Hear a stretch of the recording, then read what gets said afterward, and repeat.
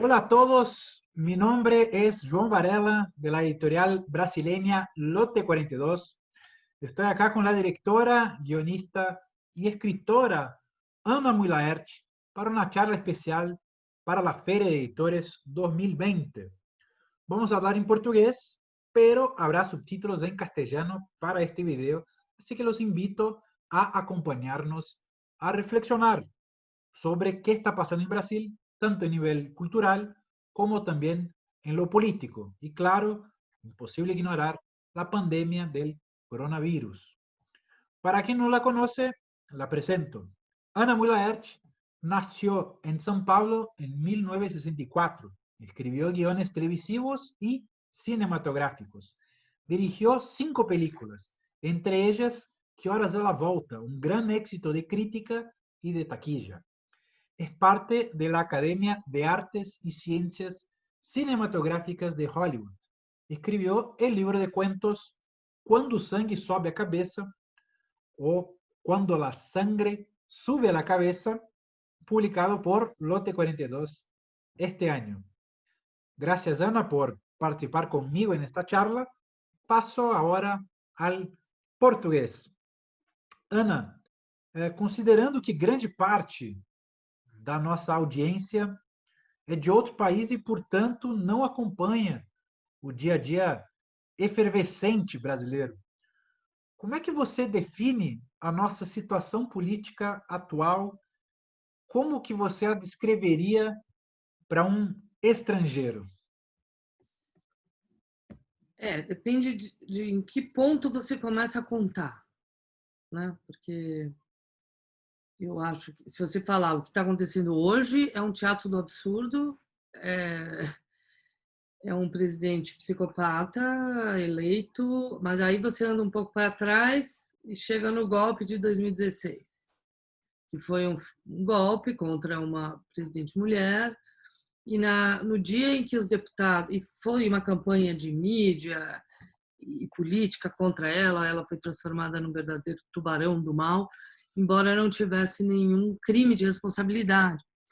Mas no dia que a Câmara foi votar se o impeachment ia valer ou não, os deputados todos do Brasil, deputados federais, fizeram seus votos abertos e foi um dia muito impressionante para mim, para muita gente, porque a gente viu de fato o quórum, né, da Câmara. E falou-se muita coisa absurda, muita coisa egoísta.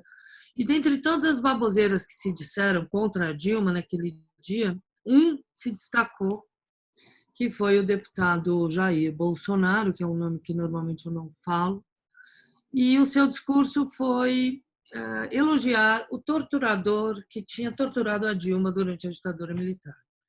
Ou seja, nesse momento ele se transformou num vórtice de ódio, um vórtice de feminicídio, um vórtice de misoginia, e o que até aquele momento seria inconstitucional, ou seja, elogiar um torturador, como ele não foi preso, quase que eu diria que a Constituição do Brasil mudou, porque aí ele foi eleito presidente. E ele foi eleito, ele nunca participou de nenhum debate, e ele levou uma facada durante o processo eleitoral que fez com que, enfim, os radicalismos subissem, e ele foi eleito num país rachado e sem programa, sem ter participado de debate, ele era um candidato ódio. E foi eleito. Então, isso foi, em 2018, foi algo muito triste para todos, porque esperava-se já, enfim, não coisas boas dele, né? Porque ele foi um candidato eleito a partir de uma plataforma de violência e não de uma plataforma política. Só que na hora que acontece uma pandemia... Agora, aí a gente pode ir indo para trás para saber por que o golpe de 16 aconteceu, e aí você vai parar, certamente, no mínimo, na abolição mal feita que aconteceu no Brasil há 80 anos atrás, e os escravos foram libertos, era 80% do país naquele momento era negro, e eles foram libertos sem nenhum apoio, sem terreno, sem escola, sem condição. Então, 80% da população, de um dia para a noite, não tinha trabalho, não tinha terra, não tinha nada, E aí começou-se a criminalização da vagabundagem e depois a criminalização das religiões afro. Então, se você vai, pelo menos desde aí, você começa a ver o que está acontecendo hoje, que é uma situação de desigualdade absurda, que vem desde então, e os presidentes eleitos, quase todos, até o Lula, eram representantes dos senhores de engenho, da elite. O Lula foi o primeiro representante do operariado, seguido da Dilma, que é uma mulher que sai dessa lógica. E esse cara, ele não é um senhor do engenho, ele não é um proletário. Dentro dessa lógica, dessa metáfora, ele é o feitor, ele é o capitão do mato, ele é o funcionário que não tem liderança, não tem a experiência da liderança e é responsável pelo setor da violência. Ele só quer a polícia, é só isso que ele quer. E aí, só que chegou uma pandemia, e aí isso tudo se acirrou muito, porque ele está tomando uma atitude muito irresponsável em relação à doença. O Brasil está se afundando nessa doença, está se complicando, vai se complicar mais ainda a questão econômica, e uma liderança completamente absurda, que só fala besteira, que só fala mentira, e tendo o filho procurado pela polícia por roubo, sem falar 2 quadros do governo dele muito importantes que foram mortos. O último, Bebiano, foi ao programa Roda Viva, falou de questões de um celular, de informações em relação à facada, chamou os filhos do gabinete do ódio e 15 dias depois morreu de infarto. Então, é um governo ligado à milícia, é um governo ligado à criminalidade, diante de um problema, o homem totalmente incapaz de tomar qualquer atitude de líder, e toda a classe política ali, o Congresso, hipócrita. Como foi hipócrita no impeachment da Dilma. A mulher não tinha cometido crime, mas foi tirada, escorraçada como se fosse um demônio. E essa hipocrisia segue. E agora não há motivo para impeachment. Agora, a gente vendo a quantidade de mortos diária, fora as condições de moradia da maior parte da população, toda essa questão do auxílio moradia, que do auxílio de emergência, R$600 é um dinheiro muito pequeno. Então, a gente está vendo o país descambando para uma crise socioeconômica violenta, fora a crise sanitária, que parece não está sendo tratada, e um presidente louco. E agora a imprensa, que apoiou o golpe 4 anos atrás, tentando virar contra ele, virou um monstro. Virou um negócio que a gente questiona até mesmo o sistema presidencialista, que permite que um doido seja eleito. Né? Poderia ser um cara legal, poderia ser um louco. E no caso é um louco, e a classe política não está sabendo o que fazer. Ou seja, nós brasileiros estamos vivendo possivelmente o pior momento da nossa história. Você mencionou que ele é um vórtice do ódio. Ele se colocou como um vórtice do ódio. Dava para sentir esse ódio já pairando pela sociedade brasileira? Porque se ele foi esse vórtice, ele conseguiu reunir esse ódio, significa que já estava um pouco pelo Então, ar. eu acho que esse é o grande choque que a gente está vivendo. Porque a gente pode, de novo, voltando um pouco para trás, falar de 2013, que foi um momento que a população foi para a rua, mas também sem saber direito para pedir o quê, que acabou levando ao golpe de 2016, que também teve muito ódio contra a Dilma. Mas se a gente for ver globalmente, o Brasil é um país do ódio, sempre foi. O português chega aqui matando, estuprando, depois pega escravos, matando, estuprando, torturando. É um país, disse da tradição dos portugueses de serem os torturadores mais cruéis. Fora a importação dos degredados, que eram os bandidos portugueses que vieram colonizar o país. Então, é um país construído na violência. E a gente sabe disso não só pela matança dos indígenas, pela matança da juventude negra, como nas nossas próprias relações, João. Vamos ser sinceros, o Brasil é um país violento na relação com o motorista de táxi. É um país, sabe, de atropelos, machista, homofóbico, tradicionalista, capitanias hereditárias, senhores de engenho. É um país que tem uma estrutura colonial desde o macrosistema mental, eu digo, uma estrutura colonial mental, sabe? A gente viveu agora um caso que tem relacionado ao meu filme, que é um menino, uma patroa do Recife, que não conseguiu ficar sem empregada durante a quarentena, apesar disso ser um problema de saúde para ela, inclusive, e para a mulher. As escolinhas sumiu, a empregada foi com a criança e foi passear com o cachorro e a patroa ficou com o filho dela os 5 minutos que ela iria passear com o cachorro da patroa e a patroa não foi capaz de olhar o menino e o menino acabou caindo do prédio e morrendo. Isso, olha a violência que tem nessa história. E isso é normal. No Nordeste, a empregada doméstica era considerada serviço essencial. Então, eu acho que esse vórtice que esse homem acabou significando, ele está em tudo isso, né? Ele está num levantamento de poeira de luta de classes que aconteceu depois dos governos PT, que abriram minimamente a porta, onde houve, por exemplo, no governo Dilma, a PEC das empregadas, que tirou, praticamente acabou com a escravidão, vamos dizer. Foi o último passo que dizia a empregada pode trabalhar, ganha seu salário, vai ter toda a documentação como qualquer trabalhador e não pode dormir. Se quiser dormir, a hora essa vai pagar.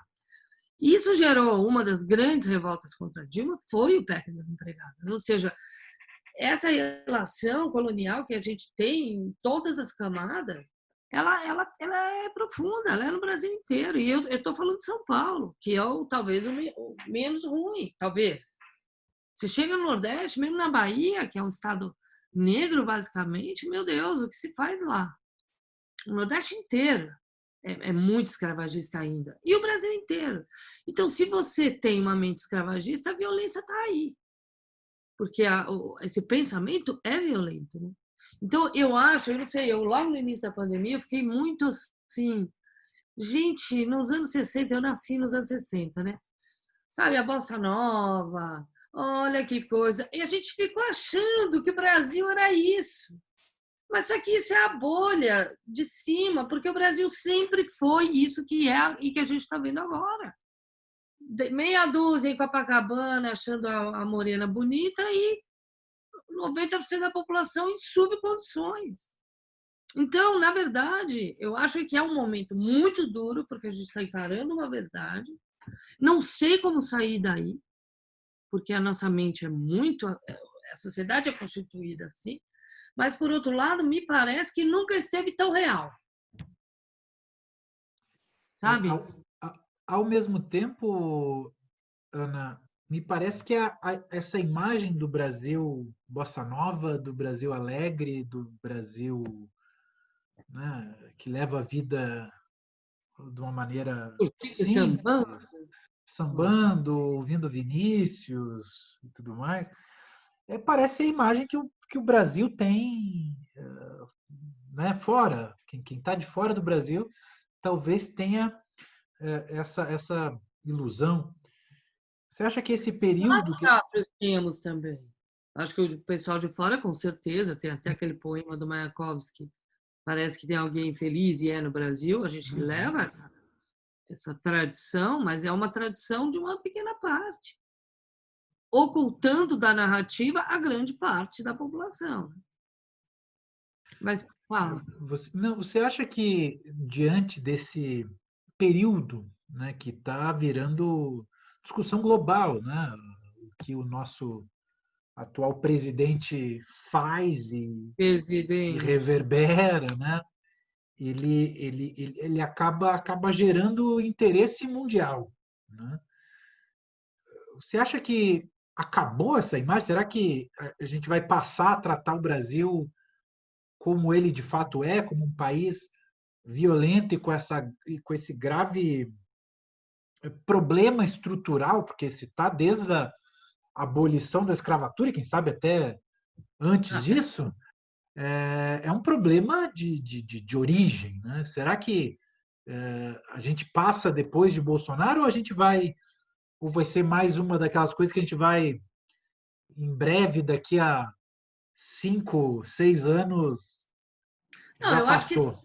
esse cara em si, acho que vai passar e vai ficar marcado como um momento triste, horrível. ainda mais somado à pandemia. Mas a estrutura é mais difícil, né? Eu ando lendo Machado de Assis, que eu fui procurar o Alienista por conta de ter um presidente em surto, e acabei lendo outras coisas, e realmente é estrutural, né? O brasileiro, a tal da lei de Gerson, é muito egoísmo, não há um pensamento global, não há um pensamento de nação, não há um pensamento de inclusão de raça, nem de gênero. Então, assim, nós somos muito atrasados. Nós iremos para frente, como o mundo vai, o ser humano não tem como, ele evolui, eu acho. Mesmo que de vez em quando pareça que evolui, como agora, né? Há um retrocesso enorme, mas não é igual. É para trás, mas a partir de um ponto para frente, né? Então, acho que a gente vai melhorar, sim. Eu acho que a política de cotas raciais do governo Lula, mais o ProUni, que permitiu que um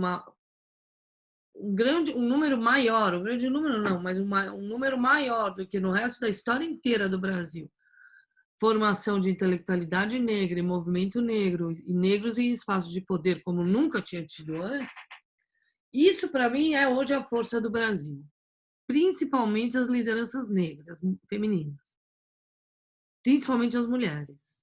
Eu vejo aí muita força de transformação, muita verdade, sabe? Eu acho que esse pessoal está fora desse jogo hipócrita que vem aí desde Machado de Assis, sabe?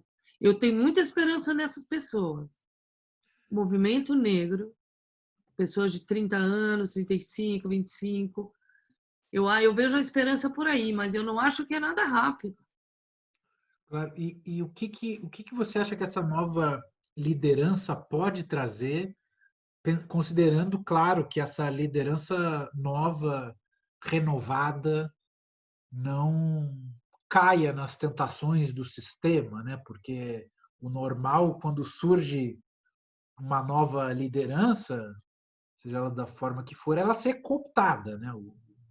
Então, mas As é que eu acho, estruturas atuais vão tentar isso, né?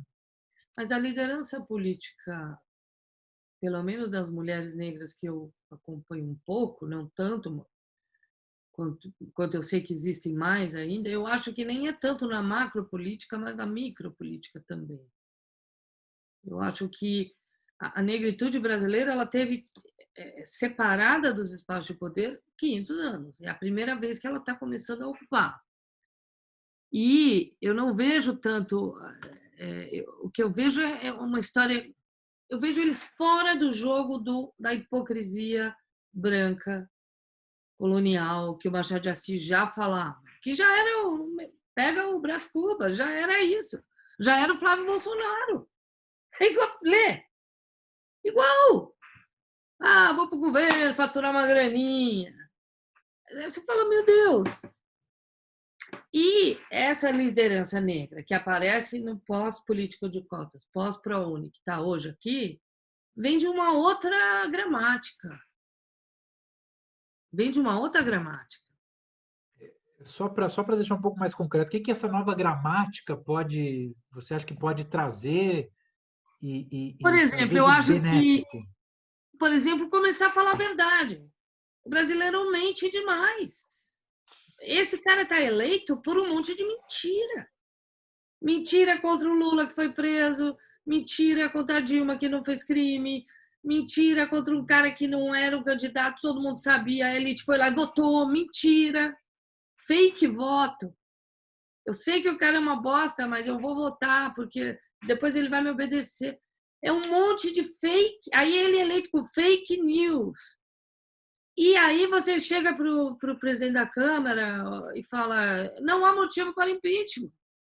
Fake news, mentira, óbvio que há motivo para impeachment. Nunca houve na história do Brasil tanto motivo para impeachment, mas é tanta mentira para cobrir outra mentira. Um golpe para segurar um golpe. Eu acho que as lideranças negras, que até onde eu conheço, estão falando a verdade. Eu acho que esse é o ponto, por exemplo, a Marielle, porque ela foi morta. Ela falava a verdade. Eu sei o que está acontecendo. Eu sei que vocês estão jogando. Entendeu? Começar a falar a verdade. Ontem eu vi um filme do Karim Ainuz, que é um documentário sobre um aeroporto, chama Central Station, um aeroporto lá em Berlim, que está sendo usado para os refugiados sírios. Um filme lindo, porque não sei quantos refugiados tem lá, eles montaram umas casinhas nos hangares, assim, as crianças passeiam de bicicleta na pista do avião, e uma hora alguém comenta, um sírio comenta, o alemão, ele não consegue mentir, ele não sabe mentir, ele não consegue. O brasileiro quase não consegue falar a verdade. É uma loucura isso. Quantas vezes você já participou de reunião que a pessoa fala uma coisa na frente e quando acaba a reunião te liga para falar outra? Tem um elemento aí qualquer... Vou falar por falar, né? A palavra é um pouco... Não é muito respeitada, digamos assim, né? É muito disfarçada, sempre é disfarçado, tem muita fofoca por trás, sabe? Por exemplo, não sei se você já trabalhou com americanos, por exemplo, eles têm essa qualidade, eles são sinceros. Olha, isso aqui eu não gostei, isso aqui eu gostei, isso aqui eu não gostei, vamos mudar para cá, vamos mudar. Existe um diálogo assim. Aqui, muitas vezes, não. Não se fala claro, tem medo de ofender. É uma tradição aqui, de uma palavra jogada com fumaça, não se fala claramente. Tá bravo, não fala. Mas fica estranho, mas não fala. As americanas que eu trabalhei no Que Horas, elas falavam, vocês brasileiros, vocês vivem numa novela. Um fica de mau humor, aí o outro fica ofendido, aí o outro fica mal, porque o outro ficou de ofendido. Quanta energia a gente gasta em vez de falar as coisas. Fulano, isso aqui não dá. E eu, que sou uma pessoa que faz isso, muitas vezes as pessoas entram em choque quando você fala a verdade. Porque não é o costume local, é um fato. Eu estou errada? E imagino que essa seja uma característica boa para um set de filmagem, por exemplo, porque não dá para ficar muito, né, Não dá. não, vou tentar agradar todo mundo. Não, o filme tem que ficar bom, né? E a gente não tem, Não. o O tempo não é cinema infinito. protege. O cinema protege dessa prática. Né? Tem como. É muito caro para você perder assim. É muito caro para ser brasileiro. É. Mas você concorda com o que eu estou falando? Eu concordo e vira realmente uma novela, né? Muita gente pensando demais nisso e até em como dar a volta, como apresentar uma notícia, o que a pessoa está pensando, o que ela está pensando que eu estou pensando, e vira isso, né? Vira um nada no final das contas, e você fica pensando ao invés de simplesmente dizer, querido, Não, ó, e é a isso. falta de clareza, entendeu? Uma falta de clareza que é característica daqui. Então, eu acho que esse cara ele veio representar tudo isso. Agora, se a gente vai sair, eu não acho que ele vai ser reeleito. Afinal, são 70% contra ele. Eu acho que não. Porque ele não fez nada, a não ser cagada e falar besteira. Não vai deixar uma obra, não vai deixar um legado. Não vai... Ele entrou no governo para proteger o filho de ir para a cadeia, para proteger a mentira de sair por ali, de tirar os amigos do churrasco. O cara ele nem trabalha, não tem uma pauta, não tem ministro. Ele não pode ser reeleito. Agora, o que virá depois? Aí que tá a tradição da mentira, a tradição da violência, a tradição do autoritarismo não está só nesse cara. Infelizmente. Ele não é nosso único problema. Pois é, inclusive em um momento da sua fala, você disse que chega a se questionar se o presidencialismo vale a pena, se o No presidencialismo Brasil. nos levou a eleger esse sujeito, né, como é que a gente pode ter fé nesse sistema? Eu perdi a fé nisso, no presidencialismo aqui. Muito perigoso, porque tem muito maluco. E gente querendo apoiar os malucos, né? Talvez isso seja até mais Então, mas é esse que é o problema, temerário. porque se ele fosse... Pensa uma coisa, João, se não tivesse tido o golpe de 2016 e ele fosse candidato, ele seria um candidato nanico. Ele ganharia 2% dos votos, ele não existiria. Ele se enrolou no ódio a Dilma, entende? E da onde, é uma coisa muito louca, é uma guerra de narrativas que agora ela anda sozinha. Você vê, o Moro está tentando tirar. O Moro, para quem não sabe, foi o responsável pelo Lava Jato, que começou a campanha contra a Dilma e contra o Lula e terminou prendendo o Lula, por um PowerPoint e tal, para poder tirar o Lula da candidatura de presidente e ganhar novamente o PT. Eles queriam tirar o PT do poder, então armaram um circo. Esse cara pega e vai ser ministro de um cara que todo mundo sabe que é miliciano, que é fraco, que não tem postura. Aí ele fica ali um tempo fingindo que tem postura, até que não aguenta mais, sai atirando, certamente com apoio, eu acredito, norte-americano. Não acho que ele sairia atirando do jeito que fez. Não é com a esposa. Ô, querida, o que você acha de eu contar todos os podres? Não é com ela que ele conversa isso. Sai atirando e, de repente, elogia a Dilma.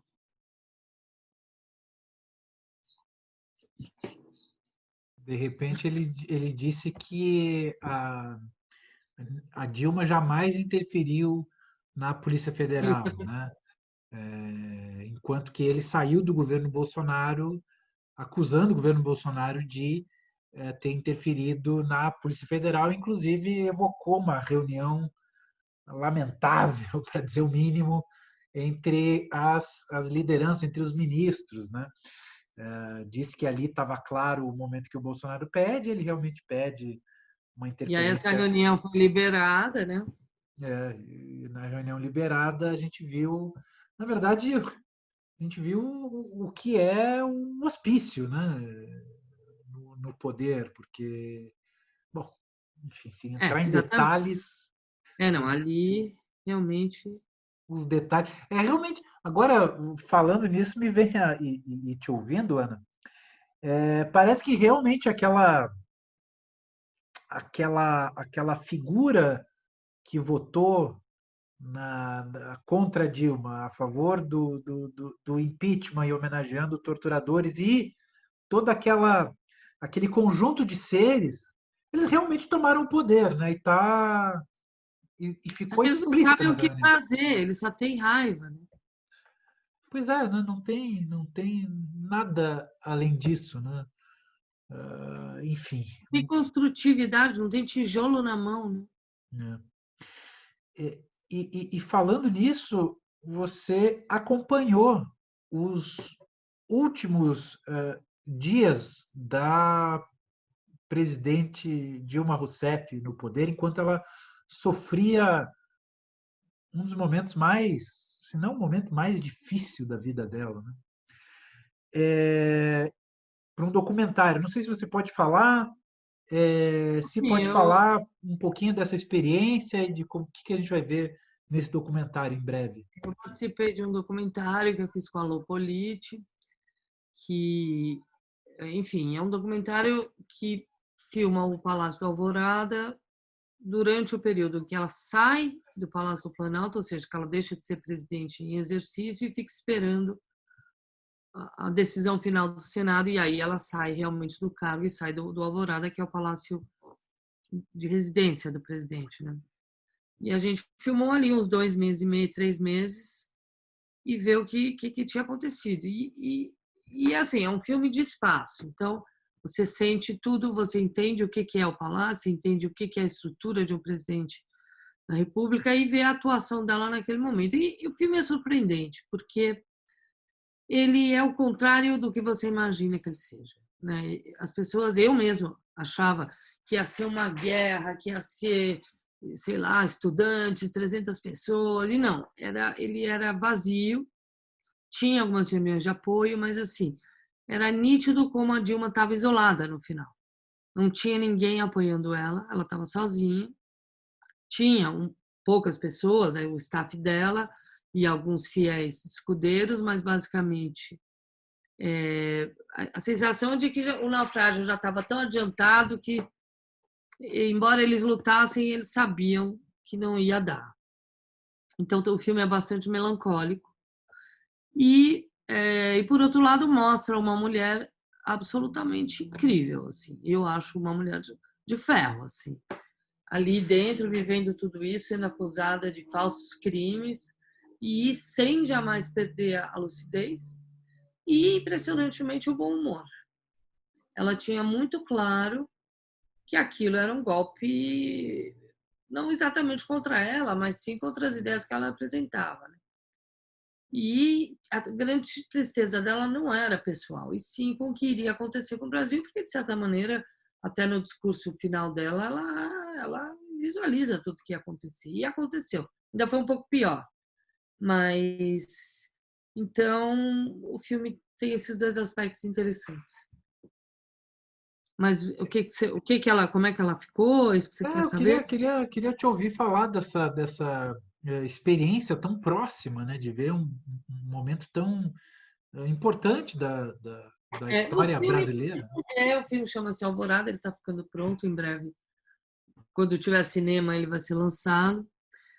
Mas realmente o que mais impressionou na Dilma naquele momento foi. Primeiro, eu acho que é muito louco, mas ao cair, coisa meio. Ela deixou de. Ela ganhou mais personalidade, é engraçado. Ela recebeu um apoio, por exemplo, feminino, que o governo dela não era caracterizado por isso.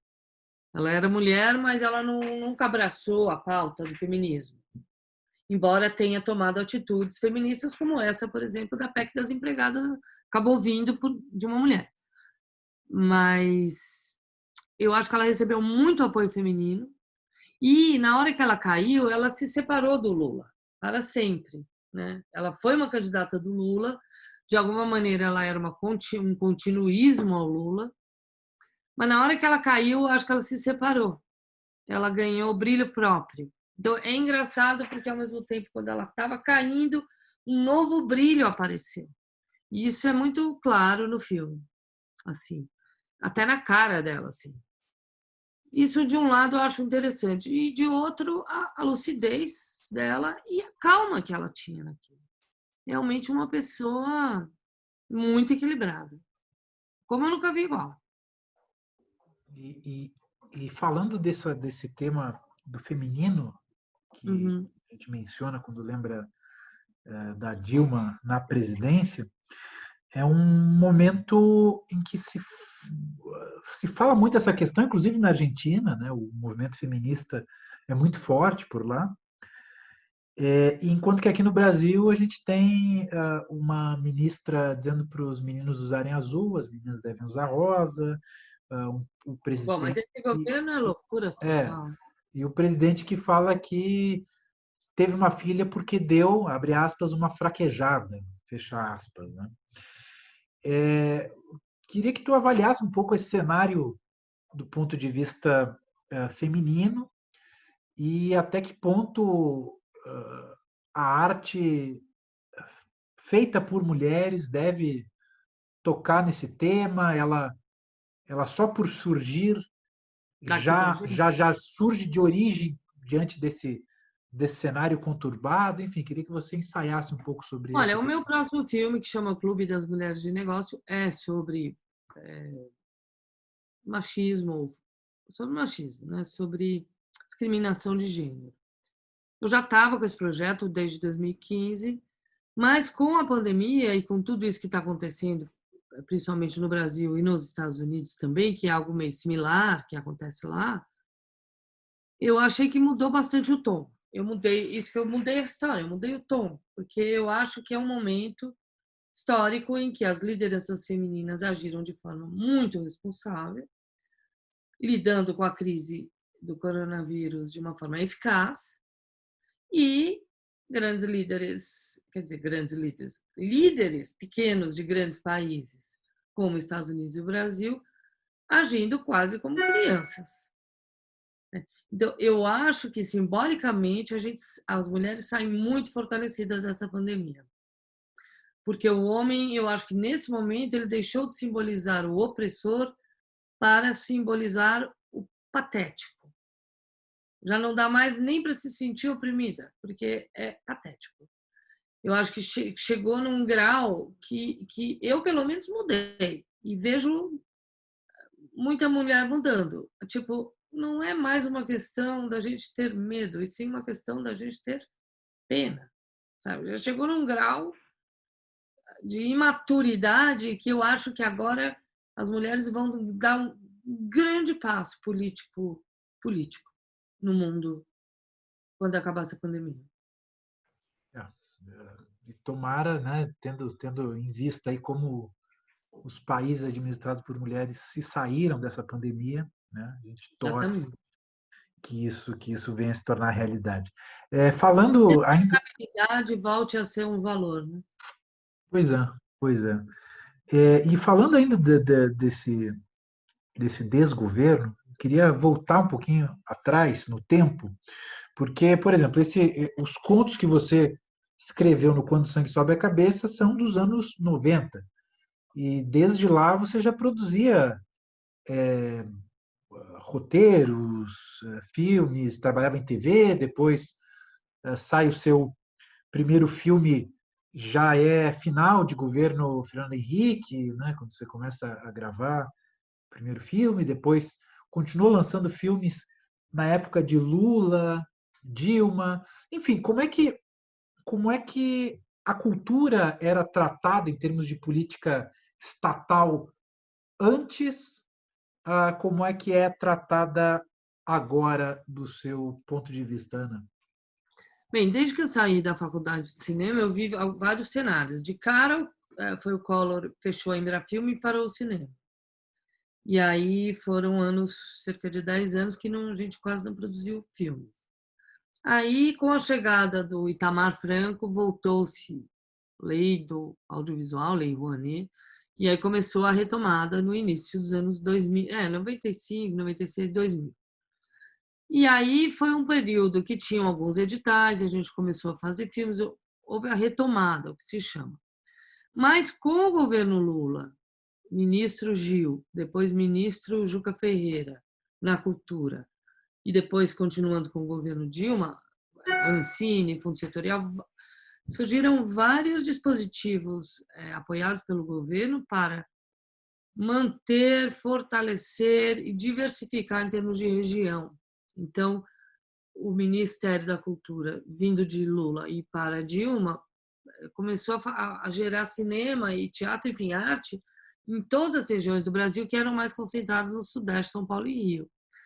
Então, e aí, com a ideia das teles, que é o fundo setorial, ele pega uma parte do lucro das Vivo, TIM e tal, como é que chama? Enfim, essas empresas de telefonia, e bota no fundo e começou a financiar o cinema. Então, houve realmente um boom, houve um momento de pujança nos últimos, digamos, 10 anos, onde todo ano a gente estava nos grandes festivais, surgiram diretores como eu, como tantos outros, que tiveram a oportunidade não só de fazer um filme, mas realmente de se tornar profissional, de fazer vários filmes, de construir uma carreira, de construir uma relação com o mercado europeu, construir uma relação com o mercado americano. Então, assim, a gente realmente estava num momento incrível de cinema.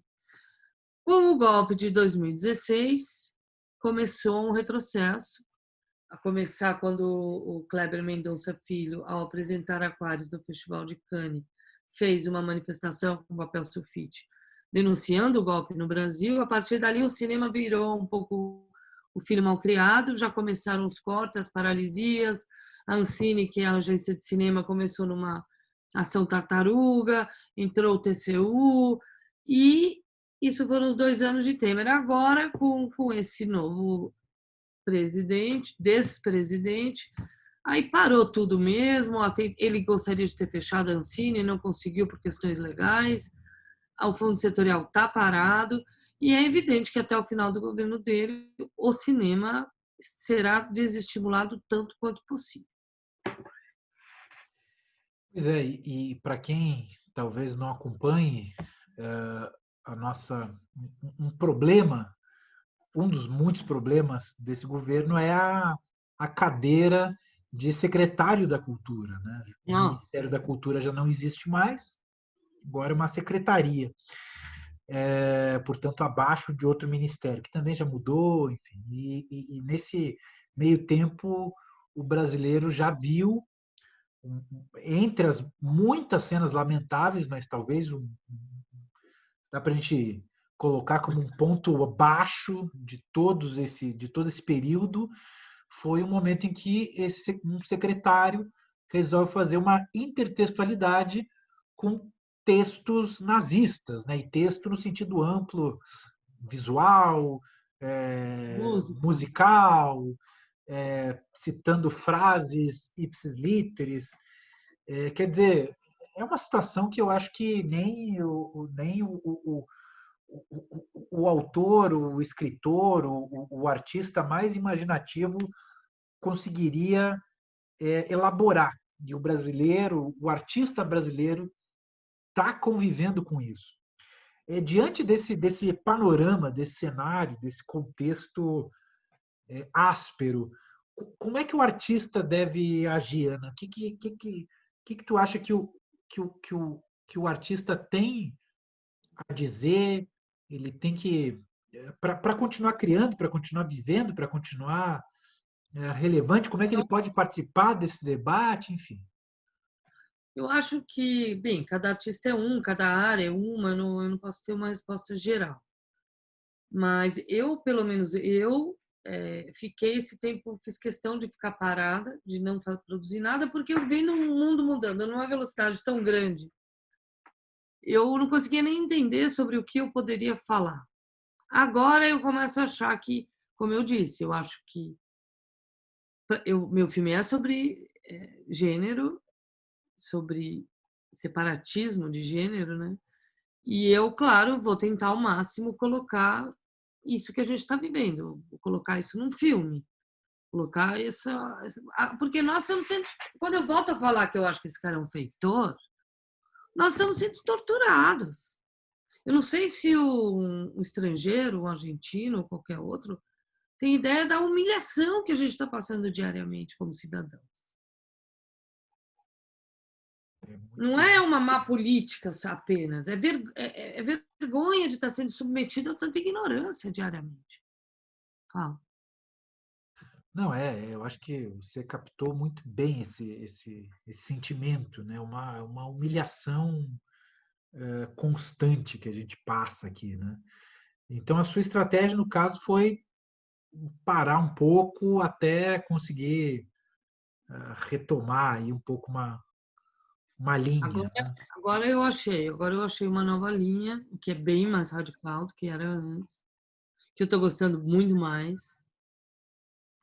E é isso, né? Eu acho que as artes agora vão ter um poder simbólico. Você vê, no início da pandemia teve um filme espanhol da Netflix, que é um filme A Torre, não sei como é que chama, que é um pessoal que recebe a comida no primeiro andar. Você viu esse filme? Não assisti esse. A Torre se chama? Não é A Torre. É. Mas, enfim, a história é que é um buraco. Ah, E tá. Eu li a sinopse, tá, eu sei qual é. ficou top one logo de cara no início da pandemia. Quer dizer, o Uhum. que a gente estava vivendo, né? Porque quando começou a pandemia, meu Deus, as pessoas não vão ter o que comer se elas não puderem trabalhar. Pois E é. aí esse filme, ele de alguma maneira intuitiva, ele, enfim, botou esse filme e aí explode, entendeu? Eu acho que as pessoas vão querer ver o que está acontecendo. Mas isso é uma visão. Outra visão, porque a gente discute muito isso. O que vai se querer ver? Não é só o que se vai querer fazer, mas também o que se vai querer ver.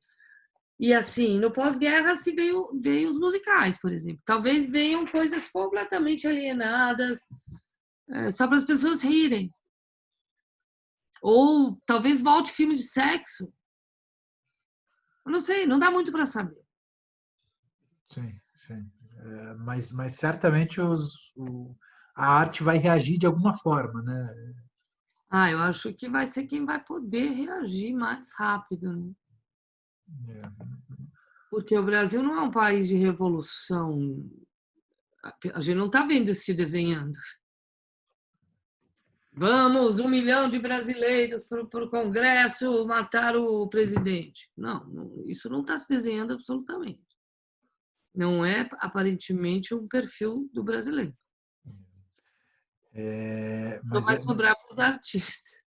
mas é interessante, hoje assistir um filme que tenha contato social, aglomeração, causa uma estranheza, não sei se para ti gera, mas eu fico sempre pensando, poxa, esse pessoal tá sem máscara aí e tal. Que dizem nessas coisas políticas, nas Não, em qualquer manifestações. filme, até num filme bobinho, de comédia, Ah, tá. que aparece uma cena com, sei lá, um show, sabe? Uma coisa que pra gente antes era uma coisa corriqueira, normal, e aí você olha aquilo e hoje você pensa, puxa, não pode mais, será que não vai poder mais? Certamente a arte vai reagir de alguma forma, né, É, a esse contexto novo. sim. Ana, a nossa conversa foi batizada de Desordem e Retrocesso, mas eu queria te ouvir para mudar esse título, para a gente não ficar com uma ideia amarga, com uma ideia de que não tem jeito, né? Como é que a gente pode, como é que você vê um Brasil melhor se formar, se é que vê, enfim, dá para sentir algum otimismo, dá para você já falou das lideranças de mulheres Para mim, negras, o né? meu otimismo vem daí. É o meu personagem, né? Do Que Horas Ela Volta, em espanhol, La Segunda Madre. Foi lançado na Argentina.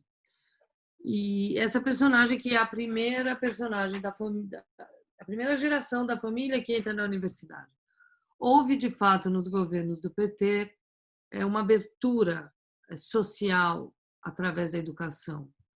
E isso é um trabalho sem volta. Então, se isso, eu não sei qual é o número, né, tanto de negros beneficiados pelas cotas raciais, quanto de estudantes pelo ProUni, que permitiu pessoas que nunca tinham estado na faculdade estar, e houve toda uma formação, por exemplo, de médicos negros, que era quase não tinha, e arquitetos, e isso, enfim, de espaço de poder, eu acho que isso vai se multiplicar ao longo do tempo. Então, o meu otimismo vem muito da negritude mesmo.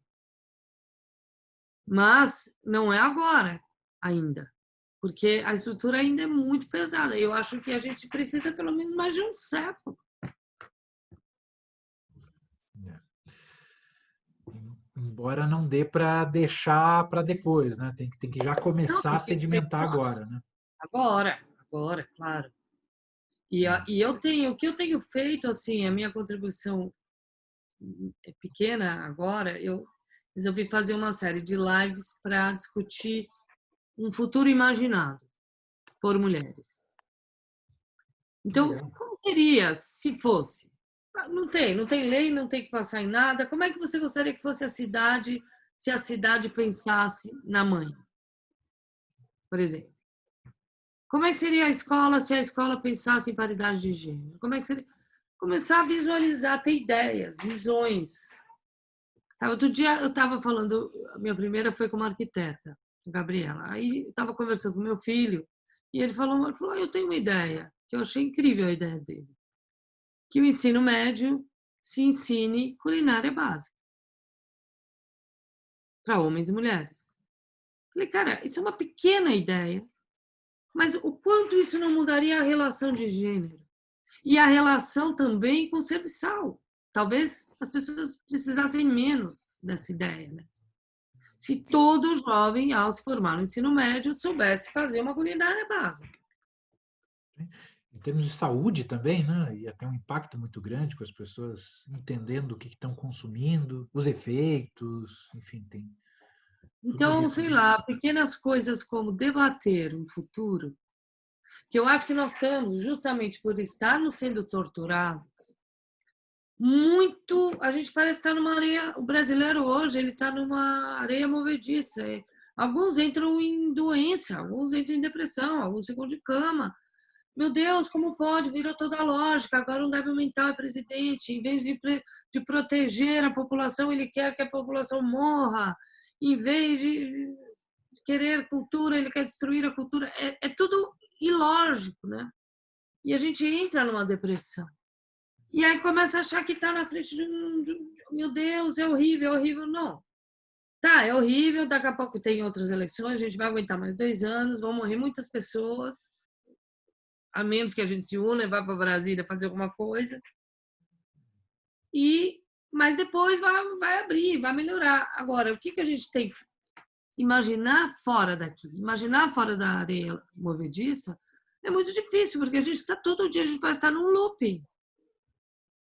Está todo mundo louco. Olha a de hoje.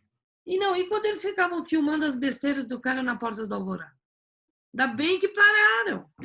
Porque todas as televisões iam lá às 5 horas da tarde, o homem falava uma besteira. Mandava a jornalista calar a boca. Outra besteira. E a gente tendo que ver isso diariamente. Até que, graças a Deus, as televisões falaram, chega. Não era político, não era nada, era um show de idiotice. Não tinha notícia, não tinha nada. E eu acho que a gente tem que tirar o foco disso, sabe? Começar, olha, essa ideia que meu filho teve é uma ideia. Vamos começar a pôr no papel. Conversar com o educador, conversar com o arquiteto. E muito as mulheres, eu falo de mulher, porque os homens, eles rapidamente vão, se organizam, já começam a debater. E nós temos uma tradição mais de timidez, ou de não participar dos espaços de poder. E eu tenho falado muito com amigas, temos que participar. Quem puder, que seja candidata. Que vá para aquela Câmara, porque está precisando. Só tem 7% de mulheres ali. Eu não tenho essa coragem, mas eu fico imaginando um futuro melhor, sabe? O que ações poderiam ser feitas para que as coisas melhorassem? Em termos de raça, em termos de gênero, em termos de, principalmente, de abismo social. Né? Sem dúvida. Não, e que eu também tenho muita fé nessas pequenas ideias, eu acho que elas são factíveis, né? Dá para fazer. E aí, quando você começa a fazer, você começa a se acostumar a fazer, e aí, como diria Leminski, distraídos venceremos, né? Exato. Bom, Ana, quero te agradecer pela Obrigada. conversa, agradecer a FED pelo espaço, e convidar todo mundo a acompanhar os trabalhos da Ana Mulaert, né? Bom, tem o livro Quando o Sangue Sobe a Cabeça, mas tem toda a carreira cinematográfica da Ana, que é muito rica e vale muito a pena, né? La Segunda Madre em espanhol, entre outros filmes aí disponíveis. Muito obrigado, Ana. Obrigado a todo mundo que assistiu e tomara que os argentinos tenham conseguido entender um pouco do desespero que a gente está passando, brasileiro, porque para quem é estrangeiro pode achar que esse cara representa o Brasil. Representa, mas uma parte que acredita no retrocesso, que acredita na desordem e na violência, mas não. 70% dos brasileiros hoje não estão felizes com isso. Nós estamos num grave problema, mas nós queremos mudança. Isso aí. Muito obrigado a todos. Tchau. Obrigado, João.